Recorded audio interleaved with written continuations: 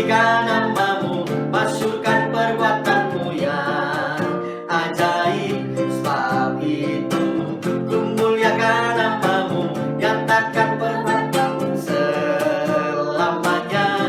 Sebab itu ku tinggikan namamu, masyurkan perbuatanmu yang ajaib. Sebab itu ku muliakan namamu, nyatakan kebaikanmu selama-lamanya.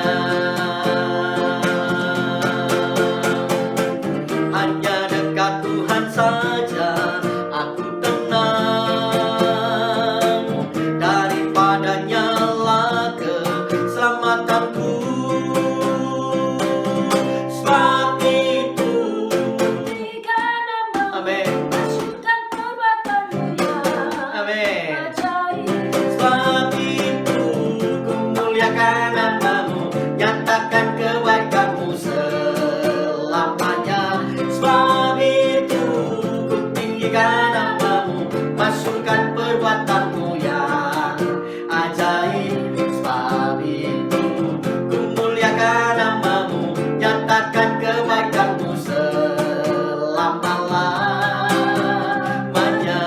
Ku tinggikan, ku muliakan, ku agungkan Yesus. Ku tinggikan, ku muliakan, ku agungkan Yesus.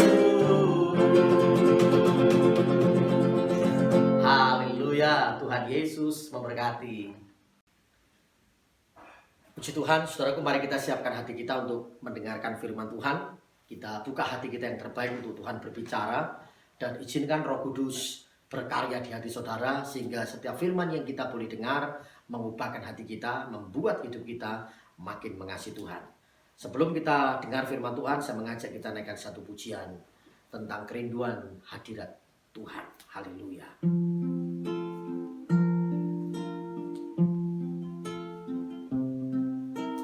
Ku rindukan hadirat-Mu, penuhi hatiku. Roh Kudus-Mu mengurapiku saat ku sembah-Mu. Ku nikmati hadirat-Mu, menjamah hatiku. Roh Kudus-Mu mengurapiku, mengubah hidupku. Hatiku sungguh mengasihi-Mu, Yesus. Hanya Engkau yang aku perlu. Jiwaku sungguh melayani-Mu, Kau segalanya bagiku. Hatiku sungguh mengasihi-Mu, Yesus. Hanya Engkau yang aku perlu. Jiwaku sungguh melayani-Mu, Kau segalanya bagiku. Kau segalanya bagiku. Kau segalanya bagiku.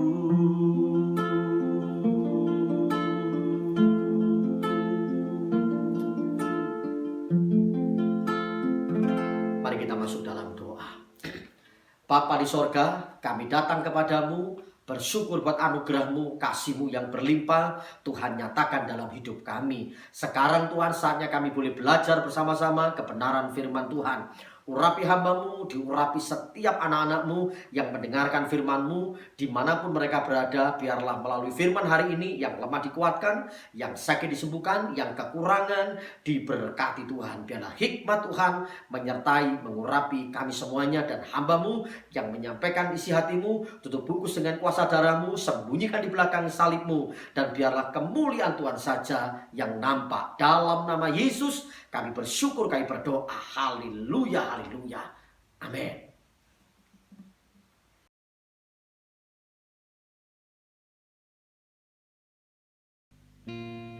Puji Tuhan, hari ini saya mau sampaikan satu kebenaran firman Tuhan dengan tema berdampak atau terdampak. Sekali lagi, berdampak atau terdampak. Saudaraku, dalam situasi seperti sekarang ini kita mengalami hal yang sama. Semua orang mengalami masalah yang sama, yaitu kesusahan dalam proses masa pandemi. Kita ada di dalam satu kapal yang besar, yaitu seluruh dunia. Saya umpamakan seperti kapal yang besar dan semua penumpang mengalami masalah yang sama. Dari situasi yang sekarang sedang kita alami dan terjadi, saya mau ajak saudara belajar merenungkan firman Tuhan tentang Kisah Para Rasul pasal 27, di mana Rasul Paulus bersama dengan para penumpang yang ada dan tinggal di sebuah kapal dan mereka mengalami masalah yang besar. Saudaraku, ketika Paulus bersama-sama ada di dalam kapal, dalam Kisah Para Rasul 27 itu menjelaskan ketika badai melanda, semua orang yang di dalam kapal mengalami hal yang sama. Tidak terkecuali Paulus juga mengalami hal yang sama. Paulus mengalami goncangan yang keras, ke atas, ke bawah, ke kiri, ke kanan. Goncangan hebat, ombak yang hebat menggoncang-goncangkan kapal itu. Saudaraku, sama seperti kita merasakan hari-hari ini. Ya, seperti situasi sekarang ini bahwa semuanya sedang mengalami masalah yang sama. Saudaraku, Paulus sama-sama merasakan tidak makan berhari-hari. Pendek kata, Paulus mengalami apa yang dialami oleh orang-orang atau seluruh penumpang yang ada dalam kapal. Sebab Paulus satu kapal dengan mereka. Saudaraku, demikian juga kalau sebuah kapal rumah tangga diterpa badai, maka semua anggota keluarga juga mengalami goncangan saat keluarga diterpa badai. Saya gambarkan sekali lagi, keluarga sama seperti kapal dan seluruh anggotanya tinggal di dalam kapal itu. Kapal yang namanya family. Nah, ketika kapal ini diterpa badai, semua orang yang tinggal dalam kapal itu mengalami persoalan yang sama, mengalami musibah, mengalami masalah yang sama. Itu contoh bagi sebuah keluarga. Kalau itu sebuah kapal perusahaan, goncang, semua elemen yang ada di dalam perusahaan itu pun mengalami hal yang sama, kesusahan yang sama, penderitaan yang sama. Jika sebuah kapal itu adalah negara, jadi kapal yang mereknya negara, nah kapal itu Indonesia misalnya, saudaraku, digoncang oleh badai, seluruh masyarakat Indonesia, baik dari kepala presiden sampai seluruh wakil-wakilnya, sampai semua menteri dan semuanya, bahkan masyarakat terkecil pun tidak terkecuali mengalami goncangan badai yang sama. Itu bicara tentang negara. Jika kapal itu dunia, kita ada dalam dunia, yaitu kapal dunia, semuanya digoncang dan seluruh penduduk dunia juga pasti mengalami goncangan yang sama, mengalami masalah yang sama. Jadi itu perumpamaan, gambaran bahwa jika ada di sebuah kapal, kapalnya kena goncangan yang hebat, pasti negara, seluruh masyarakatnya, penduduk dunia mengalami persoalan. Saudara, dari hal ini saya ingin belajar bersama-sama dari Kisah Para Rasul 27, di mana saat Paulus ada di dalam sebuah kapal dan kapal ini mengalami sebuah goncangan yang hebat. Paulus rupanya mengalami penderitaan bersama-sama seluruh isi kapal itu. Mereka semuanya berjumlah 276 jiwa. Kapal itu penumpangnya 276 jiwa. Dan hari itu mengalami masalah yang hebat, badai yang hebat. Nah, berhari-hari mereka tidak makan dan mereka mengalami kesusahan. Menariknya kisah ini adalah begini. Sebelum badai menggoncang kapal, Rasul Paulus mengingatkan kepada mereka supaya mereka berhati-hati dan tidak melanjutkan perjalanannya. Saat mereka berhenti di sebuah pelabuhan, lalu kemudian Paulus mengingatkan kepada jurumudinya, sebaiknya ditunda dulu, jangan berangkat hari ini. Tapi semua orang yang ada di sana itu tidak percaya kepada Paulus, tapi percaya kepada jurumudi. Semua yang ada di sana tidak mempercayai kata-kata Paulus, dan akhirnya mereka tetap berangkat. Dan apa yang terjadi? Apa yang Paulus ingatkan, apa yang Paulus katakan sungguh-sungguh terjadi, bahwa rupanya kapal itu kena goncangan yang hebat. Nah, ketika kena goncangan yang hebat, semua orang baru menyadari, baru mengingat apa yang Paulus katakan. Dan semua orang mengalami penderitaan, mengalami kesusahan, mengalami goncangan. Sampai mereka tidak makan berhari-hari. Mereka puasa dan mereka mengalami ketakutan yang hebat. Saudara bisa bayangkan siang hari yang mestinya ada matahari, ternyata Alkitab menuliskan tidak ada sinar matahari. Malam pun tidak ada bintang-bintang satupun yang nampak. Artinya bahwa suasananya begitu mencekam, awan begitu gelap, goncangan badai begitu hebat. Sampai kisah itu menceritakan bahwa mereka sudah putus asa, kehilangan harapan, matilah kita. Sebuah masalah yang menggoncang. Jika hari ini keluargamu digoncang oleh masalah yang hebat, awan gelap melanda keluarga, apakah yang kau akan lakukan? Apakah kita akan sama seperti penumpang kapal dalam Kisah Pasal 27? Kita berkata bahwa matilah kita semuanya, sudah tidak ada harapan lagi, sudah masuk dalam keputusasaan yang hebat, tekanan yang hebat.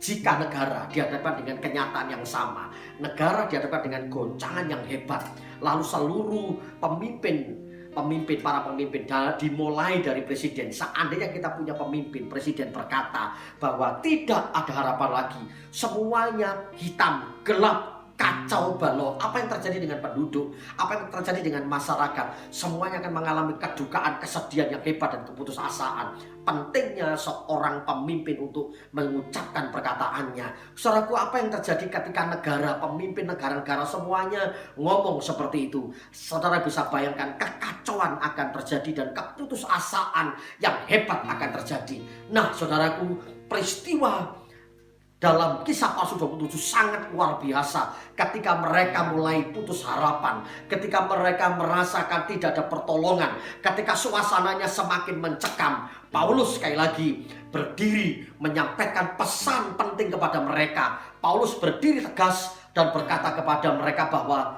tadi malam malaikat menjumpaiku, menghampiriku dan menyampaikan pesan bahwa tidak ada seorang pun di antara kita yang akan mati. Tidak akan, bahkan rambut sehelai pun tidak akan dibiarkan jatuh. Karena tadi malam malaikat menjumpai aku dan akan berkata, hanya kapal ini saja yang akan pecah, yang tidak selamat, tapi semua penumpang akan selamat. Saudara kasih Tuhan, Paulus dengan tegas menyampaikan itu. Dan tentunya bagi orang yang mempercayai kata-kata Paulus. Nah, kalau tadi sebelumnya mereka tidak percaya kepada Paulus, mereka percayanya kepada jurumudi. Tapi sekarang mereka berbeda. Sekarang respon mereka berbeda. Mereka mempercayai perkataan Paulus, sehingga mereka mengikuti apa yang Paulus katakan. Saudaraku, kita mesti belajar ketika kita dalam goncangan. Baik bangsa digoncang, baik keluargamu digoncang, baik perusahaanmu digoncang, baik studimu, pelayananmu mengalami goncangan. Mari dengar-dengaran akan suara Tuhan. Mari berseru-seru kepada Tuhan. Mari dengan sungguh-sungguh mencari wajah Tuhan. Dan saya yakin bahwa ada kekuatan, ada firman yang akan berbicara kepada kita, menguatkan kita. Dan saat kita mengalami goncangan, kita nggak perlu dengar suara manusia, kita nggak perlu dengar suara-suara negatif, kita nggak perlu dengar berita-berita hoax, tapi kita dengar suara Tuhan. Kita mencari wajah Tuhan, kita berseru kepada Tuhan, dan kita meminta kekuatan daripada Tuhan. Dan firman itulah yang kita pegang. Maka seperti hari ini, Saat engkau mendengar firman ini, mungkin engkau mengalami goncangan dalam rumah tanggamu, goncangan dalam usahamu, goncangan dalam perusahaanmu, goncangan dalam kehidupanmu. Dengar baik-baik suara Tuhan yang menguatkan bahwa jangan takut, Tuhan menyertai. Engkau tetap selamat, dipelihara Tuhan, diberkati Tuhan secara sempurna. Mari dengarkan suara firman. Dengarkan suara firman yang menguatkan, yang meneguhkan. Ketika orang berkata kita masuk masa-masa yang berat, kita masuk dunia di akhir zaman, masa-masa yang mengerikan. Saudaraku, jangan takut. Anda mesti belajar mendengar suara Tuhan, mendengar suara firman. Dan suara Tuhan pasti menguatkan. Suara Tuhan, suara firman, suara Tuhan pasti meneguhkan. Tidak membuat kita takut, tidak membuat kita khawatir, tapi justru membuat kita tenang, membuat kita damai sejahtera, membuat hati kita tetap bersuka cita. Saudara, sekali lagi melalui firman ini saya mau ingatkan, jangan pernah takut, dengarlah suara Tuhan. Saudara kasih Tuhan, Paulus sebenarnya mengalami hal yang sama, goncangan yang sama, sikon yang sama. Tapi ketika dihadapkan dengan kondisi ini, Paulus mengambil sebuah pilihan, yaitu tetap berbuah, tetap berdampak. Paulus tidak mau terdampak dengan goncangan, tapi Rasul Paulus tetap mau berdampak. Pertanyaan yang sama hari ini saya mau katakan kepada seluruh setiap pendengar yang menyaksikan firman, menyaksikan tayangan ini, firman Tuhan hari ini. Apakah engkau takut ataukah engkau justru berkata saya mau tetap berdampak, berbuah di masa-masa sulit. Saya mau tetap berdampak di tengah-tengah goncangan-goncangan seperti ini. Ini sebuah pilihan bagi saudara dan saya. Mari kita belajar dari Paulus yang mengambil keputusan untuk tetap berdampak. Apa yang Paulus lakukan ketika Paulus menghadapi situasi seperti ini? Paulus pilih menghibur, menguatkan mereka, mendoakan mereka, melayani mereka. Semua orang penumpang yang ada di kapal yang berjumlah 276, Paulus mengambil keputusan untuk menguatkan mereka, menghibur mereka. Pertanyaannya, apakah Paulus tidak mengalami masalah? Sama seperti mereka mengalami masalah. Tapi sekali lagi Paulus mengambil pilihan yang tepat, yaitu berdampak. Hari ini mari sama-sama kita buat pilihan yang sama. Kita tetap berdampak, kita tetap percaya bahwa Tuhan yang menolong. Kenapa Paulus melakukan seperti itu? Dalam 2 Korintus 1 ayat 3-4, inilah alasan yang ditulis oleh Paulus, sehingga Paulus tetap dapat menghibur banyak orang, menguatkan banyak orang, sekalipun sebenarnya dirinya perlu dikuatkan, dirinya perlu dihibur. Demikian firman Tuhan dalam 2 Korintus 1 ayat 3-4. Satu ayat ini saja dasar dari firman Tuhan yang ingin saya bagikan kepada setiap saudara sekalian hari ini. Demikian firman Tuhan. Terpujilah Allah, Bapa Tuhan kita Yesus Kristus, Bapa yang penuh belas kasihan dan Allah sumber segala penghiburan, yang menghibur kami dalam segala penderitaan kami, sehingga kami sanggup menghibur mereka yang berada dalam bermacam-macam penderitaan dengan penghiburan yang kami terima sendiri dari Allah. Rupanya dari ayat ini kita dapat menangkap sebuah pesan, rahasia penting, pesan penting yang Paulus miliki. Kenapa Paulus tetap kuat di tengah goncangan? Kenapa Paulus sanggup menguatkan orang lain sementara dirinya sendiri harus atau perlu dikuatkan? Dia bisa menghibur orang lain sekalipun dia sebenarnya perlu dihibur, dikuatkan oleh orang lain.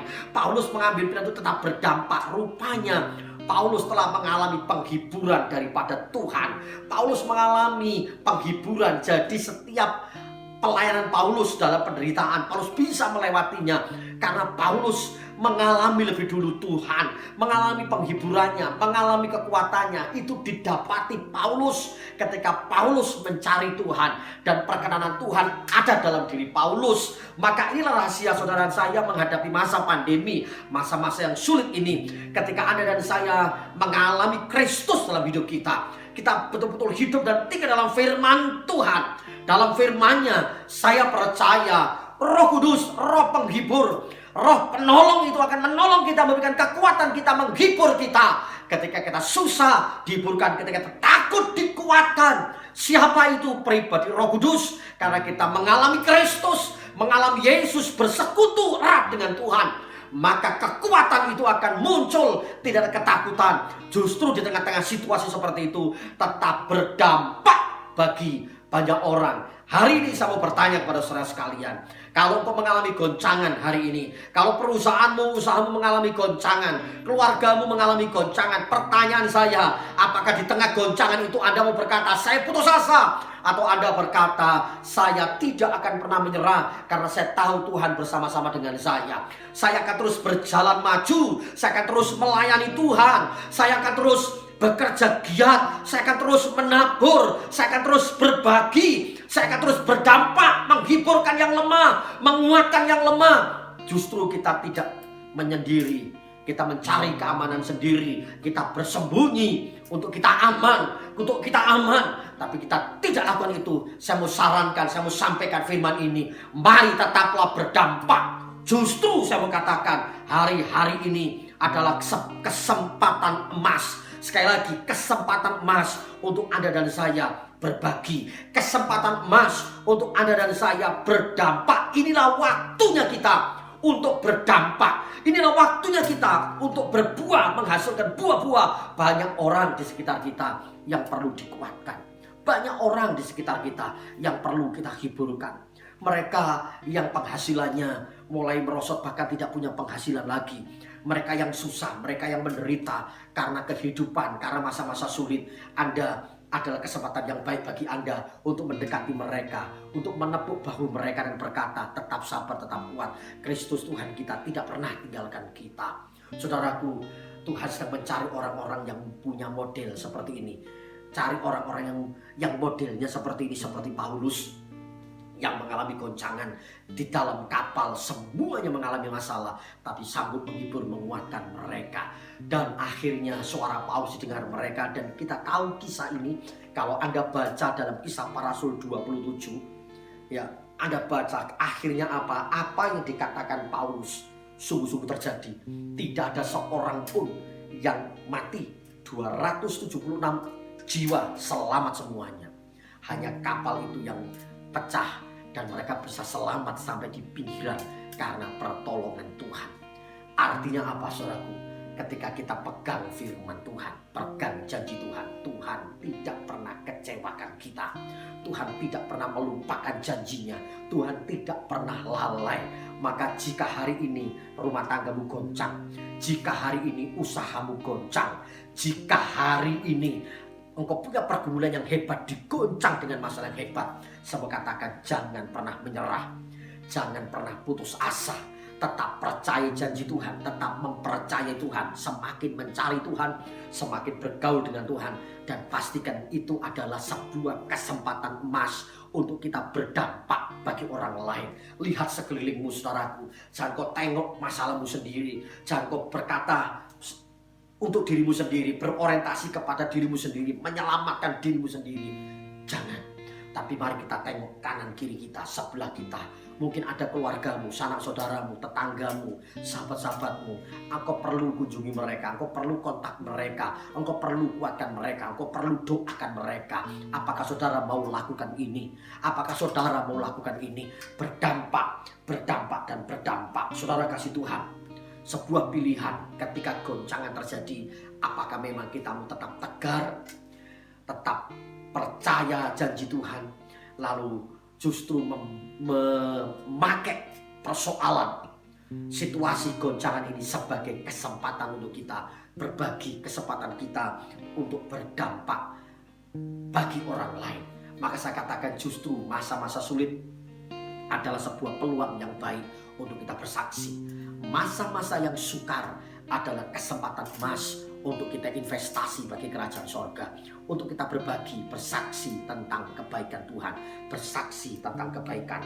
Saya berdoa hari ini, Roh Kudus, Roh Penghibur, Roh Penolong menguatkan engkau, meneguhkan hatimu, sehingga menghadapi situasi di depan yang semakin berat, yang semakin sulit, engkau tidak pernah mengalami ketakutan sedikit pun, tapi engkau mengangkat tangan berkata, terima kasih Tuhan, untuk penyertaan-Mu. Terima kasih Tuhan untuk pemeliharaanmu.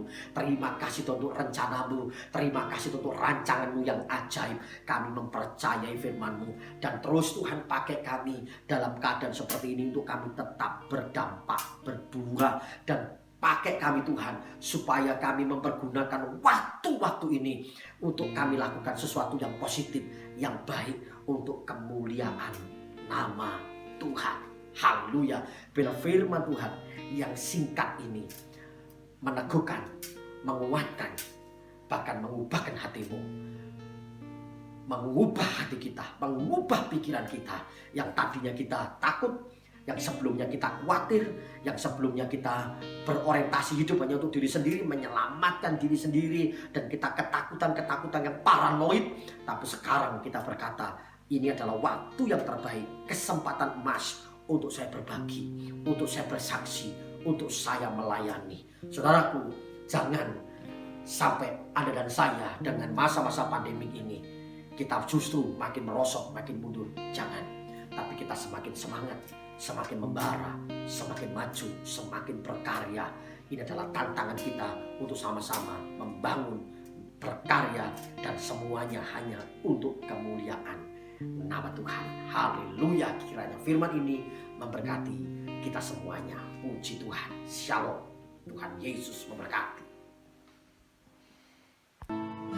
Sungguh besar kasih Tuhan Yesus buat hidup kita sekalian. Haleluya. Sungguh besar pengorbananmu bagiku, terlalu dalam untuk dimengerti. Sungguh besar, sungguh indah yang kau pikirkan tentangku, tak terselami bagiku.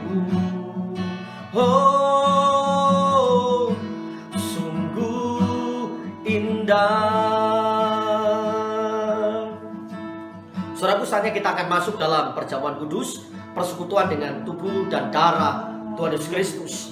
Saya mengajak saudara hampiri Tuhan dengan sungguh-sungguh. Kita minta pengampunan kepada Tuhan sehingga Dia berkenan atas hidup kita. Saudaraku, sekali lagi siapkan hatimu yang terbaik untuk terima tubuh dan darah Tuhan Yesus Kristus. Bapa, kami siapkan hati kami untuk masuk dalam persekutuan dengan tubuh dan darah-Mu. Tuhan, ampuni segala dosa, kesalahan, pelanggaran kami.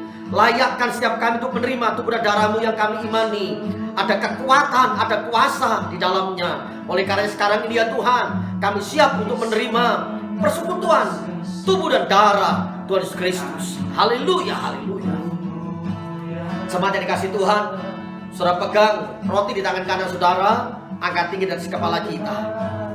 Haleluya, haleluya. Demikian firman Tuhan. Sebab apa yang telah kuteruskan kepadamu telah aku terima dari Tuhan, yaitu bahwa Tuhan Yesus pada malam waktu diserahkan mengambil roti, dan sesudah itu Ia mengucap syukur atasnya, Ia memecah-mecahkannya dan berkata, inilah tubuhku yang diserahkan bagi kamu, perbuatlah ini menjadi peringatan akan aku. Mari dengan iman kita makan tubuh Tuhan Yesus Kristus dalam nama Tuhan Yesus. Haleluya.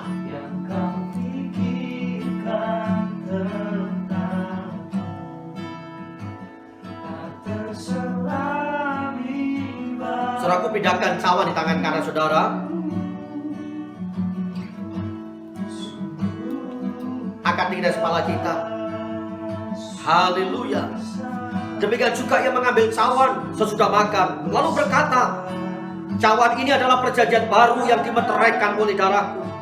Perbuatlah ini setiap kali kamu meminumnya menjadi peringatan akan aku. Mari kita bersama-sama dengan iman minum darah Tuhan Yesus Kristus dalam nama Tuhan Yesus Kristus.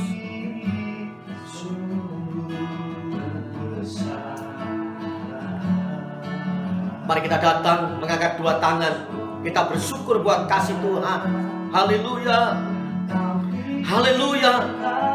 Terima kasih Tuhan buat pengorbananmu.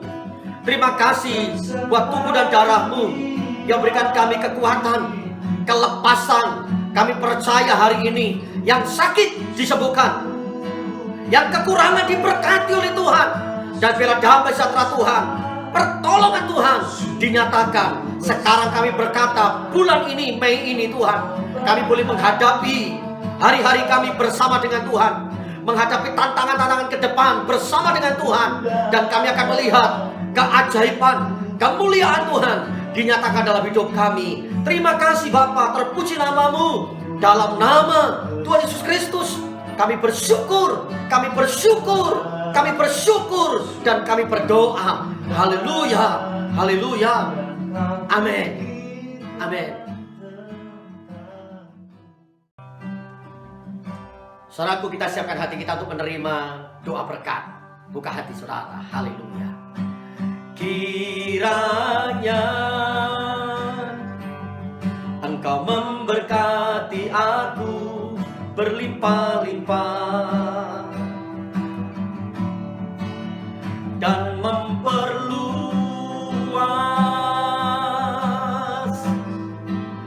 daerahku. Oh, dan kiranya tanganmu menyertai aku dan melindungi aku daripada malapetaka, sehingga kesakitan tidak menimpa aku. Saudaraku, diberkatilah hidupmu, diberkatilah rumah tanggamu, diberkatilah studimu, diberkatilah lumbung-lumbungmu. Engkau semakin naik tidak turun. Engkau menjadi kepala bukannya ekor. Hari ini Tuhan menghadapkan wajahnya kepadamu, memberikan engkau sukacita, damai sejahtera. Dan biarlah hidupmu makin mantap, makin naik, makin kuat, makin istimewa, makin diperkenan, dan makin diberkati Tuhan. Sekarang terimalah anugerah dan damai sejahtera dari Allah Bapa, cinta, kasih karunia dari Tuhan Yesus Kristus, persekutuan, penghiburan, kekuatan dari Allah Roh Kudus menyertai, memberkati saudara sekalian. Dari sekarang ini sampai Maranatha, Tuhan Yesus datang kali yang kedua, mengangkat kita dalam awan kemuliaannya. Kita yang percaya dan mengasihi Tuhan sama-sama berkata, amin, amin. Tuhan Yesus memberkati.